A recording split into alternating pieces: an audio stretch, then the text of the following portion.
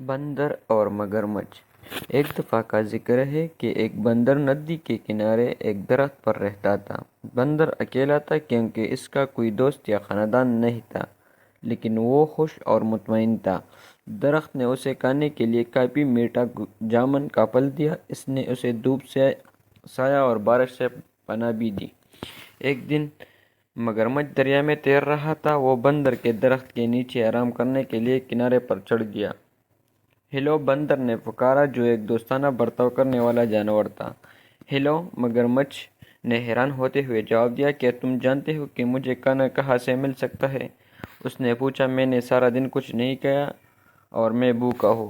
اب سوچ رہے ہوں گے کہ مگرمچھ بندر کو کھا جانا چاہے گا، لیکن یہ بڑا ہی شفیق اور شریف مگرمچھ تھا اور یہ خیال کبھی اس کے دماغ میں نہیں آیا۔ میرے درخت میں بہت پھل ہے، کیا آپ کچھ کھانا چاہیے گے؟ بندر نے کہا، جو خود بھی بہت مہربان تھا۔ اس نے جامن کا کچھ پھل مگرمچھ کی طرف نیچے پھینک دیا۔ مگرمچھ اتنا بھوکا تھا کہ اس نے تمام جامن کھا لیے۔ حالانکہ مگرمچھ عام طور پر پھل نہیں کھاتے تھے، اسے میٹھا میٹھا پھل بہت پسند تھا اور گلابی گودے نے اس کی زبان کو جامنی بنا دیا۔ جب مگرمچھ اپنی مرضی کے مطابق کھا چکا تھا تو بندر نے کہا، جب بھی آپ مزید پھل چاہیں واپس آ جائیے۔ جلد ہی مگرمچھ ہر روز بندر کے پاس آتا تھا۔ دونوں جانور اچھے دوست بن گئے۔ وہ باتیں کرتے، ایک دوسرے کو کہانیاں سناتے اور بہت سے میٹھے جامن ایک ساتھ کھاتے۔ ایک دن مگرمچھ نے بندر کو اپنی بیوی اور خاندان کے بارے میں بتایا۔ بندر نے کہا، آج واپس جاتے وقت اپنی بیوی کے لیے کچھ پھل لے جانا۔ مگرمچھ کی بیوی کو جامن بہت پسند آئی۔ اس نے پہلے کبھی اتنی میٹھی چیز نہیں کھائی تھی، لیکن وہ اپنے شوہر کی طرح مہربان اور نرم مزاج نہیں تھی۔ اس نے اپنے شوہر سے کہا، تصور کیجئے کہ بندر جب جامن روزانہ کھاتا ہے تو اس کا ذائقہ کتنا میٹھا ہوگا۔ مہربان مگرمچھ نے اپنی بیوی کو سمجھانے کی کوشش کی، وہ بندر کو نہیں کھا سکتا، وہ میرا سب سے اچھا دوست ہے، اس نے کہا۔ مگرمچھ کی لالچی بیوی نے نہ سنتی۔ اپنے شوہر سے وہ کام کروانے کے لیے جو وہ چاہتی تھی، اس نے بیمار ہونے کا بہانہ کیا۔ میں مر رہی ہوں اور صرف ایک پیارے بندر کا دل ہی مجھے ٹھیک کر سکتا ہے۔ اس نے اپنے شوہر کو پکارا، اگر تم مجھ سے محبت کرتے ہو تو تم اپنے دوست بندر کو پکڑو گے اور مجھے اس کا دل کا کھانے دو گے۔ بیچارے مگرمچھ کو سمجھ نہیں آ رہی تھی کہ وہ کیا کرے۔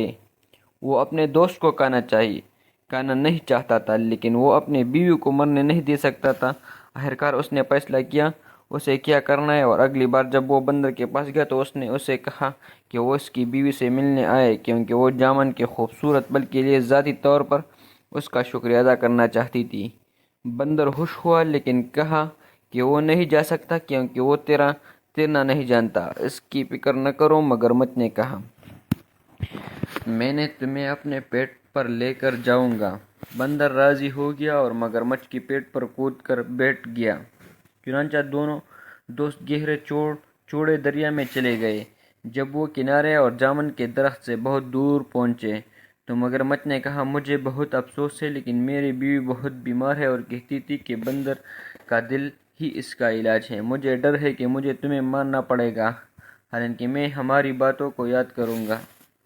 بندر نے جلدی سے سوچا اور کہا، پیارے دوست، مجھے تمہاری بیوی کی بیماری کا سن کر بہت افسوس ہوا۔ مجھے خوشی کہ میں اس کی مدد کر سکوں گا، لیکن میں نے اپنا دل جامن کے درخت میں چھوڑ دیا ہے۔ کیا آپ کو لگتا ہے کہ ہم واپس جا سکتے تھے تاکہ میں اسے لا سکوں؟ مگرمچھ نے بندر کی بات مان لی۔ وہ مڑا اور تیزی سے تیز کر جامن درخت کی طرف گیا۔ بندر اس کے پیٹ چھلانگ لگا کر اپنے درخت کی حفاظت میں چڑھ گیا۔ میں نے سوچا کہ آپ میرے دوست ہیں، اس نے پکارا، کیا تم نہیں جانتے کہ ہم اپنے دل کو اپنے اندر رکھتے ہیں؟ میں پھر بھی کبھی تم پر بھروسہ نہیں کروں گا اور نہ ہی تمہیں اپنے درخت کا پھل دوں گا۔ چلے جاؤ اور واپس